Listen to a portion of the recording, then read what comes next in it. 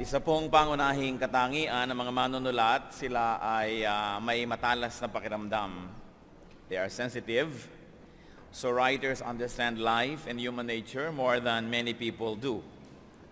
That is why they are able to sketch very clear character delineations, and they are able to essay on life and on the truth. And one of the most challenging or fulfilling aspects of writing is plumbing, understanding, and presenting a character. Yan po ang isang pangunahing galing ng mga nagsusulat, lalo na mga nobela, ng fiction, kung paano lumilikha ng mga tauhan sa kasaysayan. And human character can be perceived from behavior. And behavior is shaped by what writers call a super want. Isang pagkalaki-laki, pinakamalaki na kagustuhan at hangarin ng isang tao. Super want is a person's the greatest desire, most important goal, deepest longing, strongest drive, and probably grandest project. A person's super want directs his moves, motivates his actions, shapes his values, colors his judgment, and orders his life. Yan po ang mga mahalaga sa isang tao. Ano ba yung hangarin, pangunahing gusto niya sa buhay? Ano yung kanyang inaasam, minimithi? Because whatever that is will determine his or her behavior and his or her actions.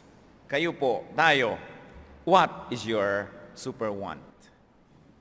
Ano ba yung talagang mithiin natin, pangunahing gusto, pinakamalaking pangarap, ipagpapalit ang lahat, makamit lamang ang isang bagay na ito. Salamat Panginoon sa kalayaang sumamba, umawit, sumayaw, magdala ng aming mga handog sa iyo, humiling, bagamat wala kaming patago. We really appreciate, Lord, we're grateful to you that we can worship you freely. And that you have promised that when 2 or 3 are gathered in your name, you are in the midst of them. We claim that promise, O God, and believe that you are here with us. So we like, Lord, to sing to you, to give you our offerings, but we like you also, Lord, to speak to us.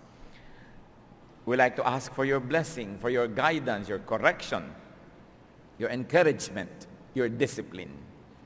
Turo mo sa amin, Panginoon, na magandang mithiin mo para sa amin ngayong araw na ito.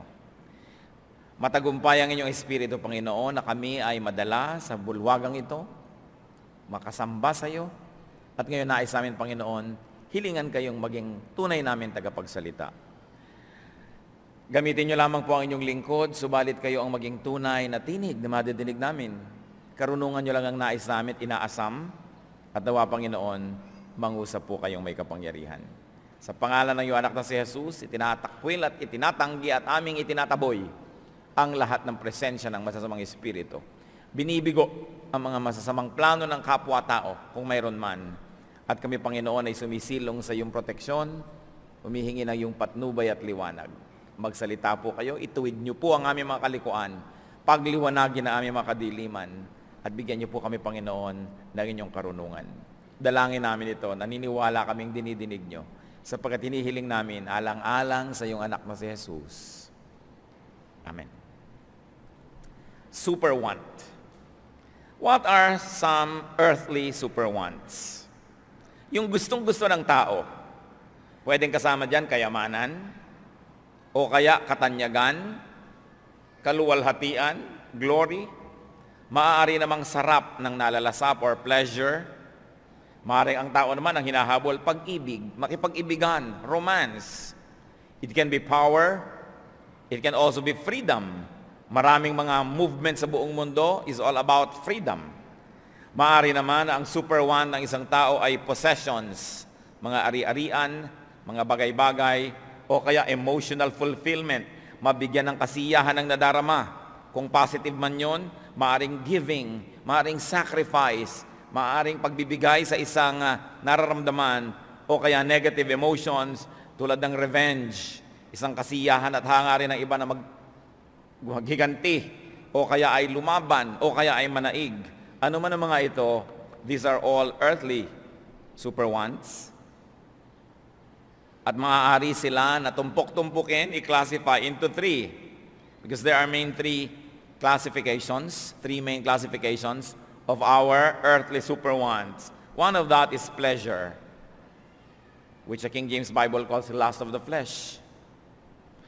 Pwede rin yan na greed, which the Bible calls lust of the eyes, yung takaw tingin, yung gusto mong makuha lahat ang nakikita mo, or pride, which is also amplified as pride of life. Halos lahat ng maiisip po natin na earthly super wants ay maaaring ikategorya sa tatlong ito: pleasure, greed, or pride. 1 John 2:16, for all that is in the world, the lust of the flesh, the lust of the eyes, and the pride of life is not of the Father, but is of the world. At sinasabi po ng maraming nakaobserba sa ginagawa ni Satanas, kaya ito ang lagi niyang inaalok dahil ito'y laging pinapansin at minimithi ng maraming tao. Inaalok niya ay sarap ng katawan. When you appeal to pleasure, you will never run out of interested audiences. When you appeal to greed, people will always play it by your rules. When you appeal to pride, you will have many, many followers. Kaya nga po ito ang pangtawag pansin ni Satanas sa maraming tao. Subalit, ano po ang sabi sa 1 John 2:17? Matapos sabihin na lahat ng yan ay pangdaigdig, sa daigdig lamang at dito lamang sa mundo, and the world is passing away, and the lust of it, but he who does the will of God abides forever. So these very big super wants, the ones that are classified under pleasure, pride, or greed, they are not of God. They do not come from God. In fact, they are of the world. They belong to the world. Therefore, they pass away, they expire. Kung minsan bibili ka ng gamot, titingnan mo kailan na expiration. In fact, dapat laging tinitingnan kailan na expiry date. May binibili kang pagkain, kailan na expiry date. Bibili ka ba nung expired na? Eh, ang Bible na mismo ang nagsasabi, itong mga ito expired na to. They really belong to the world. When the Lord Jesus Christ rose from the grave, heaven is already victorious. The promise of God has already begun to be fulfilled. Nag-expire na ang power ni Satan. In fact, nag-umpisa na ang kanyang pagdurusa at ang kanyang defeat, kaya lang hindi pa kompleto. So kung expired ang isang bagay, gugustuhin mo pa ba if it's already part of what is expiring very, very soon? And these things that appeal to pride, to pleasure, and to greed, as far as heaven is concerned, are expired. Who then will be a wise person? The wise person will be he who will pattern his super want after what God wants. And this will be the man who does the will of God, the man or woman whose super want is the will of God. Because that person lives forever, does not expire, has eternal life, doesn't go to hell, and he enjoys his super wants forever. This issue, of course, of earthly super wants that expire inevitably leads us to heavenly super wants. Yun pala, marami tayong earthly super wants, sayang lang ang pagpapagod, binayad mo, kaluluwa mo, pagod mo, hirap mo, luha mo, mawawala rin lang pala. Eh bakit hindi magpundar noong hindi mawawala? Bakit hindi isunod ang ating super want doon sa gusto rin ng Diyos? Heavenly super wants. What desires, what goals, what longings, what projects are worth our great efforts, our time, our life? Sabi nga po nila, make sure that the things you are living for are worth dying for. Pagka po halimbawa, sa palagay nyo, ang buhay nyo lang ay lagi magbukas ng tindahan, magkamatayan na, magbubukas ng tindahan, ang tanong, kung papatayin kayo ngayon, natatanungin kayo, pag nagbukas ka ng tindahan, papatayin kita, at mapapatay ka nga, magbubukas pa ba kayo? So siguro, hindi na. Then it's not worth living for because it's not worth dying for. In other words, nagbubukas ka lang, siguro hanap buhay mo yan, kumikita ka, hindi yan masama. Pero hindi ka nabubuhay para maghanap buhay. Naghahanap buhay ka para ka mabuhay. Ngayon, kung ikamamatay mo yung hanap buhay mo, edi hanap patay ang nangyari. Kaya kailangan, kita po natin, what is my super want? May super want, magpagawa ng malaking bahay. O sige, merong usapan, magpagawa ka, pagkatapos sa mayari, babariling kita, papatayin kita. Adi hindi na, hindi ka nagpapagawa. So, hindi pala yun dapat na super want. O kaya ang super want naman ng isang lalaking palikero, magkaroon ng 3, 5 asawa na mga magaganda. Talagang gagawin ng lahat magkaroon, pero mabibiso ka ni Macy's at babariling ka niya sa noo. Ay, wag na. hindi pala yun talaga super want. Bakit po natin pinag-uusapan ito? Sapagkat ang demonyo ay mandaraya. Satan is a deceiver, and he deceives many people into thinking that their cheap thrills are important super wants. And many people are deceived into paying so much for their fleeting moments of pleasure. Heavenly super wants are those things which God wills, desires, and wants for us. Kung ang gusto ng Diyos para sa atin ay siya rin nating ginugusto, walang gulo ang buhay. Kaya magulo ang buhay yung ayaw ng Diyos para sa atin dahil nakasisira, at yung gusto ni Satan para sa atin dahil nga nakakasira, ay ginugusto din natin. Nakakalaban natin ng Diyos, anong laban mo? At nakakampi natin si Satan, anong napala mo, nakakampi mo siya? Wala naman siyang loyalty kahit kanino. Wala siyang love kahit sa kanyang kakampi. Because the devil comes only to steal, kill, and destroy. So pag kumampi ka kay Satan, kalaban mong Diyos, kalaban mo pa rin si Satan kasi wala naman siya talagang kinakampihan. Pag kumampi ka sa Diyos, kalaban mo si Satan, talunan naman siya. Because in the name of Jesus, every knee will bow in heaven, on earth, and under the earth. Kaya kailangan lang po ng konting talino, hindi kailangan ng maraming talino para isipin, kanino ba ako makikigrupo? Sa Diyos o sa masama? Ano ba ang iibigin ko, mimithiin ko, paplanuhin ko, gugustuhin kong mangyari sa akin? Yung gusto ng Diyos o yung gusto ni Satan? Heavenly super wants, what are some of them? One is to please, to honor, to glorify Christ. That is a super want. Marami pong mga tao sa nakaraang mga libong taon, inialay ang buhay para sa Diyos, inialay ang kabuhayan para sa Diyos, inialay maging ang kamatayan nila para sa Diyos, kasi to honor and glorify God was their super want. Pero merong mga tao, inaalay ang buhay sa walang kakwenta-kwenta. Kumisan dahil lang sa isang cosmetic surgery namatay. Yung inilalagay sa bingit ng kamatayan ng buhay para lamang papalitan ang korte ng binti o papalitan ang korte ng kanyang bilbil, nalalagay sa panganib. Is that a super want worth the risk?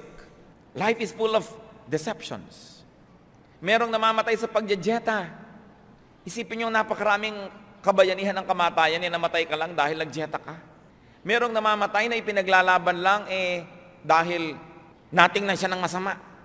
Nakipagpatayan. Nag-agawan sa parking lot, nagbarilan. Ang isa'y namatay, ang isa'y nakulong habang buhay. Are these super wants? That's why it is important to identify our super want. And one of the important ones is to please and glorify Christ. 1 Corinthians 10:31, whatever you do, do it all for the glory of God. So itinatanong natin, will this glorify God? Because if this will not glorify God, it's not worth my time. Why? Because God is forever. Because when I leave this body and I die, I'm going to face God, and God is the judge. And I like to be with God forever. So why will I do things now on earth that will jeopardize my eternal life? Another heavenly super want is to be like Christ. Bakit natin pinag-uusapan, mga kapatid? Inisa-isa na natin kanina yung mga earthly super wants. Classified into 3, greed, pleasure, or pride. Nais kong suriin natin ang mga super wants natin sa buhay, at kung may dapat palitan, heto ang mga pwede natin ipagpapalit na super want. Pwede nating palitan na ideology ng ating buhay, purpose for being alive, things that are worth dying for and worth living for. And another one is to be like Christ, to be like Him, in character, in essence, to live honorably. Mamuhay ng marangal is a good super want. Pag alam natin ang aking super want, mamuhay ng marangal, marami tayong masamang hindi gagawin. Marami tayong mabuting gagawin. Marami tayong tatanggihan. Meron tayong napipiling tinatanggap dahil alam natin yung super want natin. Hebrews 13:18, we are sure that we have a clear conscience and the desire to live honorably in every way. It's a beautiful super want. Another super want that is heavenly is to desire salvation, especially for others. Salvation for people. Romans 10:1, brothers, my heart's desire and prayer to God for the Israelites is that they may be saved. Nakita niyo itong dalangin na ito? So maraming Israelites hindi saved. Hindi ko mo Israelites saved. Hindi ko mo Israelite, gagayahin natin yung kultura, gagayahin natin ang sayaw, ang tugtog, ang pamamaraan nila. Kasi maraming Israelites hindi saved. Kaya ang dalangin dito, sabi ni Paul, my heart's desire and prayer to God is for the Israelites that they may be saved. Super want ni Paul ang salvation. Super want ng mga disciples ang salvation ng mga tao. Many of these disciples died for this super want. Pag super want natin ang salvation ng mga tao, marami tayong gagawin. Maglalakad tayo, maiinitan tayo, tatawid tayo ng baha, mapupuyat tayo, matutulog tayo ng gabi na, gigising tayo ng maaga, magko-contribute tayo, gagastos tayo, magbibigay tayo ng Biblia dahil super want natin that people will be saved. Magsusupport tayo ng mga TV programs, mga radio programs, pag-iimprenta ng mga babasahin because we want people to be saved. But if this is not your super want, your energy, your resources, your time, talent, and treasure will never go to this project. Remember that your time, talent, and treasure always go to your super want. Kaya kung ang super want mo, pagandahin ang iyong muka, o mga anak, wala tayong ulam ngayon, ibinili ko ng cream ng muka. Isausaw ang pandesal sa aking pisngi dahil maraming cream. Kung ang hilig naman, ang halimbawa ng head ng family, kotse, o yun ang super want, doon pupunta lahat ng pera. O hindi makaka-enroll ngayon ng iba dahil bumili ko ng bagong kotse. Bumili ko ng bahay. Ang super want ng iba, magsugal. Kaya mga nagsusugal, lalo't mga magulang, nagiging maramot sa anak kasi gusto nila lagi silang may cash sa bulsa. Kasi yun ang super want nila, nandun ang kanilang resources. Ano ba ang super want natin? Kaya tayo paulit-ulit isipin. Baka naman kay 40 anyos sa 50, hindi nyo pa nalalaman kung ano super want nyo. Kasi pag hindi natin alam at hindi malinaw sa atin kung ano yung super want natin, malamang nadaya na tayo ni Satan, automatic na nabubuhay tayo, sinusunod natin yung kanyang super want for us. Kaya dapat suriin. Ano po ang maganda? Na super want is to be like Christ indeed. Kanina in character To do what is good. To do what Christ would do. Titus 2:7, in everything set them an example by doing what is good. Kung super want nyo to do the good thing, nakakaranas tayo na bumababa sa sakyan at tumutulong sa isang taong nangangailangan pala. Nararanasan nating tumawid ng ilog, dagat, bundok dahil may nangangailangan sa atin. So we invest our time, talent, treasure. Another heavenly super want, of course, is to give. To give to people. To give to the works of God. 2 Corinthians 8:10, last year you were the first not only to give, but also to have the desire to do so. You see, this particular church had a desire to give, so their desire led to action. They were the first to give to the need. Your desire will lead you to action. That's why God wants us to watch our desires. Ang ating mga pagnanasa, ang siyang mag-aakay sa atin at magtutulak sa atin upang kumilos. Pagnanasa pa lang, nasa isip pa lang, itinutuwid na natin sapagkat yung pagnanasang nasa isip ay maisa sa puso at pagkatapos maisa sa katawan, mangyayari, magaganap. Meron pa pong isang napakadakilang super want, to share in Christ's sufferings. Not only to share in Christ's glory, but also to share in His sufferings, because even before Christ could be glorious, He too had to suffer first. Philippians 3:10, I want to know Christ and fellowship of sharing in His sufferings. Napakalalim na uri ng fellowship. Sasabihin natin, gusto ko po makipag-fellowship kay Lord. Paano ka nakikipag-fellowship sa tatay mong mekaniko? Nakikisuot ka sa ilalim ng kotse at nakikipihit ka ng mga tornilyo, nakaka-fellowship kayo because you're doing the same thing. Paano ka nakaka-fellowship sa nanay mong mahilig magluto, nando ka sa kusina, ihiwa-hiwa ka ng sibuyas, tutulong-tulong ka sa kanya, nag-fellowship kayo.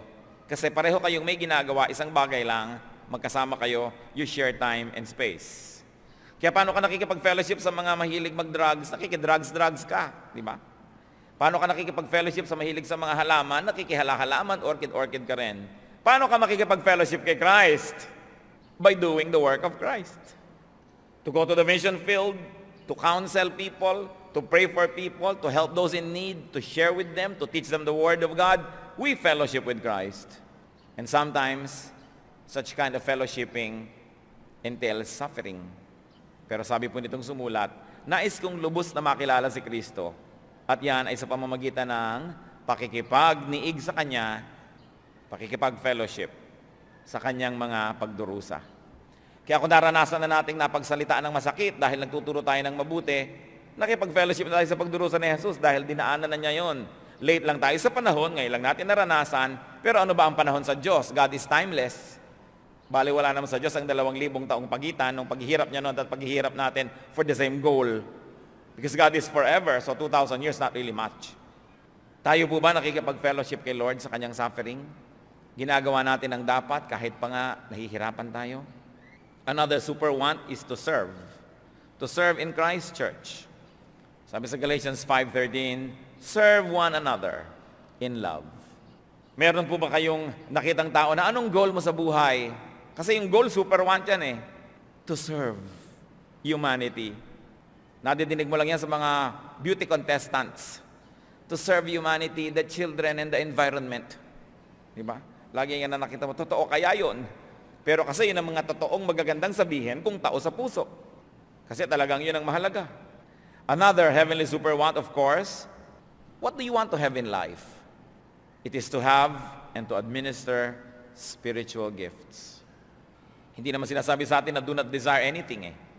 But 1 Corinthians 12:31, but eagerly desire the greater gifts. 1 Corinthians 14:1, follow the way of love and eagerly desire spiritual gifts, especially the gift of prophecy. Prophecy doesn't always mean looking into the future and foretelling it. Prophecy, in a more applied New Testament meaning, is to expound the Word of God, to explain the Word of God, to teach people the application of the Word of God. That is what prophecy is, and this is what prophets do. To let many people see what they cannot see in the Word of God. Pagka yung mga tao nagbasa ng Biblia, hindi nila maintindihan, tapos binasa mo't ipinaliwanag sa kanila, naintindihan nila, yun ang prophecy. The gift of prophecy. That's why even today, there are modern day prophets. They see what we do not see. And through their eyes, we see what we must see. Sabi ko, meron kayong nais na makamit, paghangaran ninyo spiritual gifts. And among many gifts, merong higher gift. Sabi, it's a gift of prophecy. Meron ba sa atin na gusto ko prophecy? Sana may tindahan, magsha-shopping ka doon, nakalagay doon, mga gifts of the Spirit. No? Wala. Kaya kuminsan, dahil hindi natin nakikita sa tindahan, hindi natin naaalala na yun pala ang dapat nating ninanais magkaroon. So to like Christ and to be like Christ, we first have to like Christ. Paano mo iibigin to be like Christ when you don't like Christ first? And how do you like someone you don't know? So if we want to be like Christ, first we should know Christ. Kahit ang pag-ibig, nagsisimula muna sa acquaintance, sa pagkakakilala. At pagka nagkapalagayang loob na kayo, doon palang nag-uumpisang maging posible na mag-ibigan. Kilala ba natin si Kristo? Kinikilala ba natin siya? Napakahalaga na super want, to know Christ. Mahirap maisip ang mga to kasi masyadong abstract. Mas madaling isipin, gusto ko yung bag na yon, gusto ko yung motorsiklo na yon. But to have a spiritual gift, sabi, this is what you should desire. Philippians 3:10, I want to know Christ and the power of His resurrection and the fellowship of sharing in His sufferings. This time we supply a phrase that we omitted kanina. Kasi para makilala ko si Kristo, para makilala ko ang kapangyarihan ng Kanyang pagkabuhay na muli, ang kapangyarihan niya laban sa kamatayan, dapat muna ko lang siyang makasama sa pagdurusa niya. If I share in Christ's sufferings, I will know the power of His resurrection, then I will know Him fully. Pero sa karamihan sa atin, pleasure-driven society, iniiwasan ang lahat ng uri ng pagdurusa. Subalit napakarami po na paglilinis ng Espiritu, pagsasala ng kaluluwa, na nagaganap lang kung mayroong pagdurusa. Let us not be afraid of godly suffering, because godly suffering purifies. To know Christ, to know the power of Christ through suffering. Philippians 3:7-8, but whatever was to my profit, I now consider loss for the sake of Christ. What is more, I consider everything a loss compared to the surpassing greatness of knowing Christ Jesus my Lord, for whose sake I have lost all things. Pag meron ka kasing super want, babayaran mo yon. Kaya merong mga tao, ibebenta lahat ng property nila kasi merong isang gustong-gustong bahay na bilhin. Meron ng mga tao, kahit kaluluwa nila ibebenta, puri nila ibebenta dahil meron silang gustong bilhin sa pinagbentahan nila. Pero sabi dito sa Philippians, nung nakita ko si Kristo, nung nakilala ko siya, ibinayad ko na lahat-lahat kasi siya ang super want ko. Ibig sabihin, wala na akong hindi ipagkakaloob, wala na akong ipagkakait, wala na akong iingatan ng pangsarili ko lang. Kung kailangan itong isuko kay Jesus, isusuko ko. Nagagawa lang ito mga kapatid noong mga tao na alam nila na si Kristo ang kanilang super want. Another heavenly super want is to be with Christ. Sabi natin, to know Christ, to be like Christ. Ngayon, to be with Christ. Hindi ko na kayo papataasin ng kamay, pero gusto ko itanong, sino sa inyo ang talagang gustong-gusto na makasama si Kristo? Sa inyo, ako yon. O sige, gusto mo nang mamatay ngayon para makita na kayo, huwag naman. So, hindi naman talaga tayo gano'n ka-excited. Pero, alam nyo si Paul, sabi niya, alam nyo, gustong-gusto ko nang mamatay para magkita na kami ni Jesus. Para makasama ko na siya. Kaya lang, niya, ayan kayo, mga immature pa kayo. Hindi pa kayo pwedeng iwan. Kaya pahahabain pa ng Diyos ang buhay ko sa aking palagay para mapaglingkuran ko kayo. Para tayo mag-fellowship. Sabi ni Paul, kung ako lang, gusto ko na maka-fellowship ang Diyos kesa sa inyo. Pero may assignment ako, kaya lalawig pa siguro ang buhay ko para ko pa kayo maturuan. Sabi niya, my desire is to depart and to be with Christ.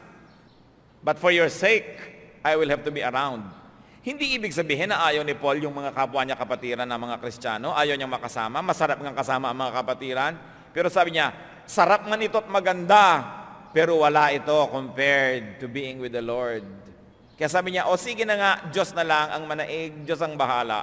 Kung ako'y mamatay, mapunta ako sa Kanya. Kung ako'y nabuhay, maglilingkod ako sa Kanya. Sabi niya, for me to live is Christ, and to die is gain. If I live, I will give my life to Christ. If I died, then it will be gain. Because I will not only give my life to Christ, I will be with Christ. Kaya yun pong tunay na super want nila ang Panginoon, umiibig sa Panginoon, hindi naman takot mamatay. Well, ayaw naman nating mamatay. Hindi naman tayo nagvo-volunteer mamatay at hindi tayo nagkakadarapang mamatay. Pero kung talagang di na maiiwasan, tinatanggap ng buong puso. Sapagkat alam natin na may naghihintay na luwalhati. So we like to be with Christ when, first of all, here and now. It's a good super want. Sabi mo, gusto mo bang makasama si Lord? Oo. Di gusto mo nang mamatay? Ay, huwag pa naman. Kasi gusto ko pa siyang makasama dito. Ngayon. Pwede naman yun Philippians 1, 20-21, I eagerly expect and hope that I will in no way be ashamed, but will have sufficient courage, so that now, as always, Christ will be exalted in my body, whether by life or by death. For me, to live is Christ, and to die is gain. In other words, I like to be with Christ. I can be with Christ forever in the next life. But since that is not happening yet, I can be with Christ now by fellowshipping with Him in His sufferings, in His work, and by being like Him in character. Then our fellowship has begun. Then I'm actually with Christ. This happens when we fellowship with Christ in His work and in essence. Pagka tayo ay nagiging mapagbigay, mapagpatawad, maibigin, mapaglingkod, akala po ng iba, lugi ka pag ginawa mo to. Sabi ng iba, swerte naman niya, naging Christian, naghihingaluna, matanda na. Ako, bata pa. Bakit ka naman malas? Na bata ka pa naging Christian? Sabi, ang dami ko pag dapat nagawang kasalanan, naging Christian na ako. Aba, nang hinayang pa. Meron namang magsasabi na, ayoko maging Christian kasi lugi. Biro mo ang itinuturo, magpatawad, di naabuso na ako niyan. Ang itinuturo, magbigay, di baka ako mapag-iwanan. Ang itinuturo, maglingkod, di baka ako mapagod. Alam niyo po ba, that yes, up to a point, it is a sacrifice to do all these Christian things. But according to very modern social studies, these things are actually sources of deep happiness. That there has been a study about happiness that was done globally, and it was published by Time Magazine, February 28 issue. bago, yung ngayon. At nakita doon na ang pinakamasasayang mga tao sa mundo, exactly ay yung mga taong mapagbigay, mapagparaya, hindi masyadong competitive, mapagpatawad, mapaglingkod, sapagkat meron palang malalim na likas sa tao na pag ginagawa niya ang mabubuting bagay na ito, yun talaga ang likas niya at hiyang niya, dahil nga likha siya ng Diyos. At yun talaga ang nagpapasaya sa kanya. So sasabihin mong gagawa ako ng mga mabuti, mahirap yan. Pero yung pagiging makasarili, yung balikan natin yung mga super want na desire or pleasure, pride or greed, yung sumusunod sa mga super wants na yan, ang mga miserable. Sila lahat yung lugi. O sige, tinupad mo ang gusto mo, sinundan mo itong kumikembot na babaeng ito kahit hindi mo siya asawa at naging kalaguyong mo siya. Pero ang naku, binaril ka ng asawa mo, nagkahiwalay kayo, ang mga anak mo nagkawatak-watak, nagkaroon ka pa ng STD, kung ano-ano nangyari sa'yo, ang laki ng bayad. Yung mga nagpakasakim-sakim, inagawan lahat ng kapatid ng mana, napunta nga sa kanya ang pianong sira, ang bahay na bulok. Pero nalayo naman lahat mga kalooban ng kanyang mga pamangkin at ng kanyang mga kapatid. Nag-iisa siya nung namatay, walang nakipaglibing. Ang totoo, pag sinunod mo yung greed, yung pride, at yung desire, yun actually ang kalugihan eh. Kasi yun eh, fly now, pay later. Sa sandaling ligaya, sa sandaling kasiyahan, malaki ang bayad. Yung akala mo naman ngayong tao, kawawa na itong taong to, Bible ng Bible, ayan tuloy. Patawad lang ng patawad, bigay lang ng bigay. Donate ng donate. Yan tuloy. Lagi na lamang pagod, may ginagawa. Ang totoo yun ang masaya. Mga kapatid, yun lang naglilingkod, yung nagpapatawad, yung nagbibigay, yung talagang Kristiyano sa puso, ang nakakaranas ng tunay na ligaya. At yung nakaranas na niyan, gusto ko palakpakan yung ang Panginoon. Dapat makipalakpak ako dyan. Praise God. So, nagkakaintindihan tayo. Alam niyo, tinutukoy natin, hindi kalugihan na maging makadiyos. Akala lang yan ng mga taga-sanlibutan, logi ka. Sabi iba, tingnan mo itong mga ito, ang aga-aga, magpupunta na sa church, mamayang hapon pababalik yan, nakabakaba ng service niya. May mga meeting-meeting pa yan, magdadala-dala pa yan ng gitara. Tingnan mo itong mga ito, nagpapagod. Samantala ako, nakahuyaya dito sa kama ko, natutulog pa ako. Akala niya, panalo siya. Pero hindi nila alam what they're missing. It is important to let the world know that they should wake up and realize that they could be being enslaved by false super wants. It is important to identify this. So we like to be with Christ here and now. That's a good super want. But we also like to be with Christ there and forever. In the next life. In what many people call heaven. Philippians 3:20. But our citizenship is in heaven. And we eagerly await a Savior from there, the Lord Jesus Christ. Yun ang tunay na citizenship ng mga anak ng Diyos sa heaven. May visa na tayo lahat doon kung si Kristo'y nasa ating puso. Can you imagine, hindi na kayo pipila sa kung saang embassy? Hindi kayo magbabayad, tapos denied lang pala. No? Libre. Ibinigay na ng Panginoon sa mananalig sa Kanya. So we look at that. And because of that great super want, don't you want other people to have that visa also? Don't you want your loved ones to also become citizens of heaven? If that's your super want, your action will show it. You will know where to put your time, your 3 T's, your time, your talent, and your treasure. So ang tanong dito, what is your super want? What are your super wants? Are your super wants headed for expiration? Baka naman Christian na tayo, ang super want mo pa rin, ikaw ang maging binibining kangkungan of 2007. Well, it can be a want. Hindi naman siguro ganun kasama na nga rin yun. Baka nga hindi pa masama up to a point. Pero pag naman yun ang super want mo, ba't ka pa naging Christian? I think that in life, you must have one great super want, and that is to be like Christ. And out of that, you will have little wants. To serve Christ, to know Christ, yung mga ganon. And out of that, hindi naman masama na meron ka ring earthly want. Gusto mo magkabahay, hindi naman masama yan eh. Gusto mo magkaroon ng titulo, magkaroon ng edukasyon, makakolekta ng maraming orchid, hindi naman masama. Pero dapat alam mo na minor lang yon, hindi yun ang super want. Hindi a-absent ka sa church ng 3 buwan dahil naghahanap ka ng orchid sa mga kabundukan ng Timbuktu. Hindi yung magkakasala ka na, gagawa ka na ng masama para lang yung extra money magawa mo dahil super want mo na magkaroon ng magandang motorsiklo. Pag alam mo ang yung super want, malinis na malinis ang yung priorities. What you do with your time, with your talent, with your treasure will be clear. Dahil tayo na kay Kristo, sabi sa 2 Corinthians 5:17, therefore, if anyone is in Christ, he is a new creation. The old has gone, the new has come. Your new status in Christ must clearly give you new super wants. Maiiba yun. Romans 12:2, do not conform any longer to the pattern of this world, but be transformed by the renewing of your mind. Then you will be able to test and approve what God's will is, His good, pleasing, and perfect will. Renewed super wants. Tinetest na natin sa Word of God, sa character of God, kung bagay yung mga super want natin na ito. And we should note that it is all right to have earthly wants. Those that are not bad, those that are probably even good, that do not harm your godliness.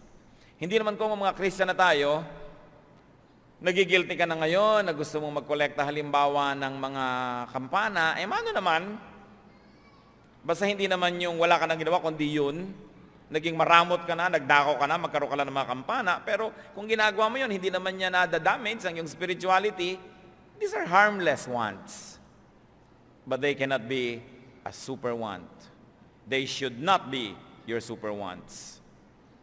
Philippians 3:8, what is more, I consider everything a loss compared to the surpassing greatness of knowing Christ Jesus my Lord, for whose sake I have lost all things.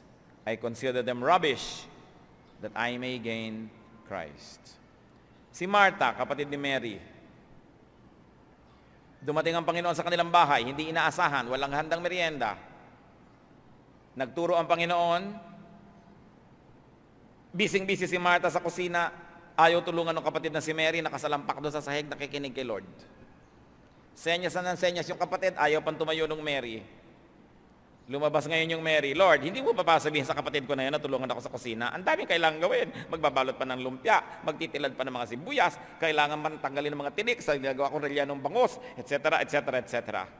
Luke 10:41-42, sabi ni Lord, Martha, Martha, the Lord answered, you are worried and upset about many things. Sabi niya, mali ang super wants mo. But only one thing is needed. Ito dapat ang yung super want. Mary has chosen what is better. It will not be taken away from her. Sabi niya, Martha, ang super want mo maging perfect hostess. Not bad, but good becomes bad when the better is available and you do only what is good. Sabi niya, it is good to be a good host, but it is better to be a good student of Jesus. To be a good listener. Sabi niya, yung super want mo walang kwenta. Hindi ko papatayuin si Mary para patulungin ka. Tama ang binili niya, yun ang magandang super want. Kaya ang tinatanong lagi natin sa atin, what is our super want? May hindi makapunta sa church, bakit? Kasi yung gusto kong damit, hindi handa, basa. Yung ba super want mo, pumarada sa gusto mong damit. Meron naman, huwag na lang tayo mag-church. Bakit? Ang hirap mag-park. Anong super want mo? Madaling parking. Hindi ka mag-park sa Arayat. Sa Candaba, ang luwag doon. Di ba? Mag-park ka kahit dyan sa mga walang laman na lugar, sa mga bundok. Super want mo ba yon? But if your super want is to hear the gospel, to fellowship, to bring your offerings, ano ngayon kung mahirap mag-parking? So nakikita nyo na kung ano mga super wants natin. Ang init naman. So anong super want mo? Ginawin? Magpunta ka sa Iceland. Giginawin ka dun. Kaya lang may fellowship kaya. Mag-enjoy kaya tayo ng Word of God. Ngayon, kung wala, magtiyaga ka mainitan. Kasi alam mo naman ang super want mo is to hear the Word of God, to fellowship with God's people. When you know your super want, you will not be confused.